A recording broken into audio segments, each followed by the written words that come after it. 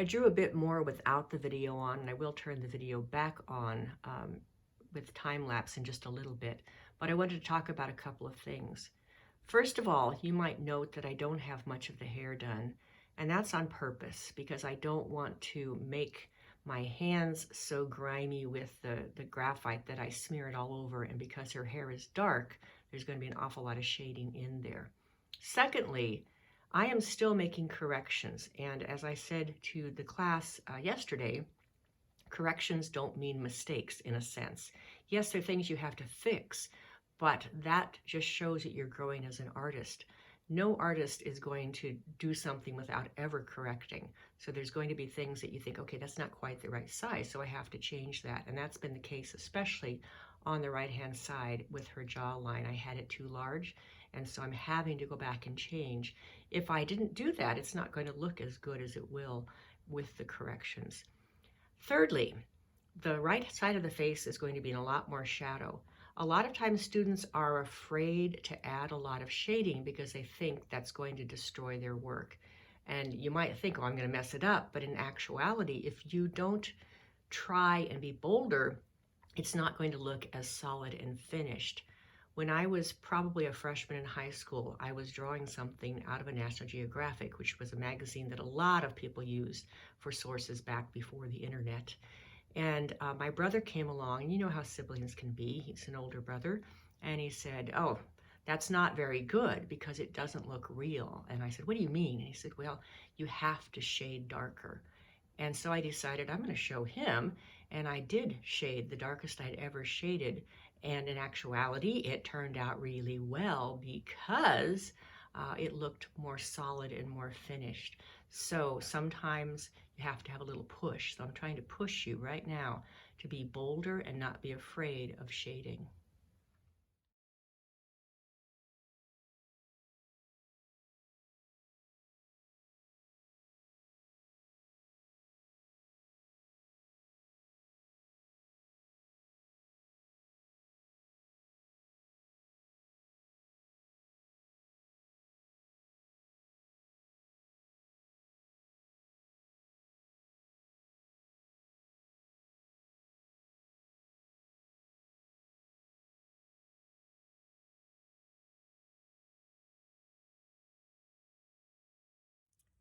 Wanted to mention something about kneaded erasers. You might notice that I've got mine in a little point, and that is because I'm actually drawing with the kneaded eraser. When I come in here, I'm not erasing big areas. I might come along and say, okay, this little shine needs to be bigger. I've actually already corrected it. But you can just take it in, and that kneaded eraser can make your shapes for you because you've already got the graphite down there. Sometimes you do need to erase large areas like my fingerprints down here. But allow this to be a drawing tool, because if you need to come back in and just add a little hint of light, or maybe you see a little reflection, for example, right here, there's a little bit of a reflection out. I can just take this and use it to draw with. One more thing I want to mention, even though I've said it before, is that the hair is going to be soft at the hairline. You don't want to have a heavy line here as though she's wearing a wig. So you want that to be really soft and come out of there.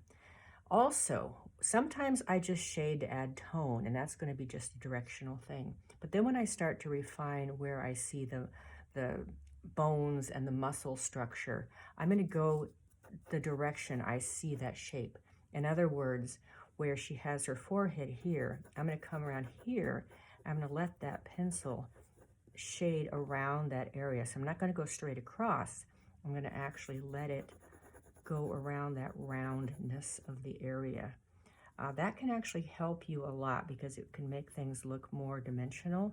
So don't be afraid to change the direction of your pencil. You can still see my directional lines in some places, but a lot of them are going to be evened out when I get a little bit more shading on this. As I said when you did the profile picture, even though you all thought profiles were really, really hard, actually they are easier because you can see the negative space and you only have one of everything. So full face, 3/4 views do take a little bit more time because there's a lot more to put on it.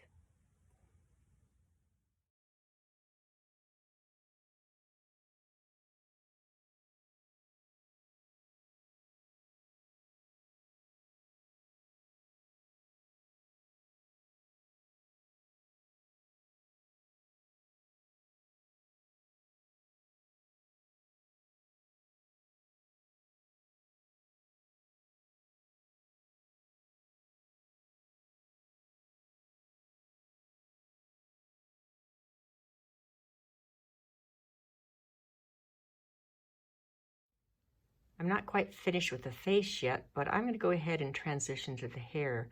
I don't know if I'm going to get this whole portrait done before you have to get yours done. So I want you to be able to see a little bit about how hair comes together when you are drawing. Remember again, hair grows out of the head, out of the scalp, so you don't want to make it have a heavy line. And you look at the different movement of the hair. So hair is going to have little sections. You find those sections and you work from there.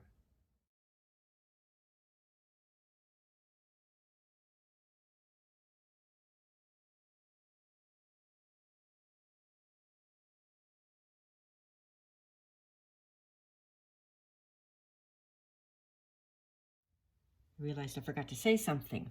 In these areas where you see the hair go back into the shadows, you still have to indicate that there is hair there. So you don't just fill this all in completely black, because in the shadows, especially right over here where you've got the neck over here, you're still going to see some of the hair. So you're going to just sort of show that hair receding back into the dark. So you don't want to leave it completely white, but you have to show that there is still hair back there by indicating just a little bit of some linear movement in the shape of the hair.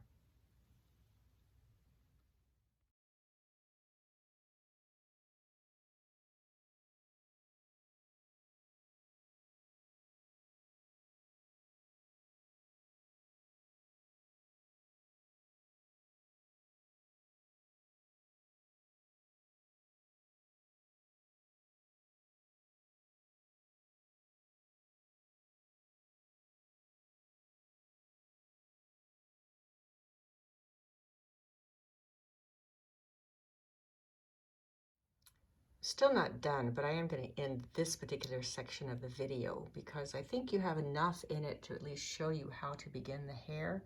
Note that I am leaving the highlights out. Hair is glossy and shiny unless it's really, really dirty, and even then it's going to reflect light. So you follow what you see in that person. So you will see the shadows and you will see the highlights, and I'm just shading the direction the hair goes. I'm not actually putting every single strand of hair in. I'm just going the direction which gives it the impression of hair. You'll also note that I had a piece of paper under my hand because as I'm working on the hair, I had to place my hand on the face, and I don't want to smudge that. So you want to make sure that you don't just kind of mess up everything when you work on the hair. So again, look for the lights and the darks. Remember that it grows out of the skin, out of the scalp, and it doesn't just sit on top. And look to see the way things flow on hair.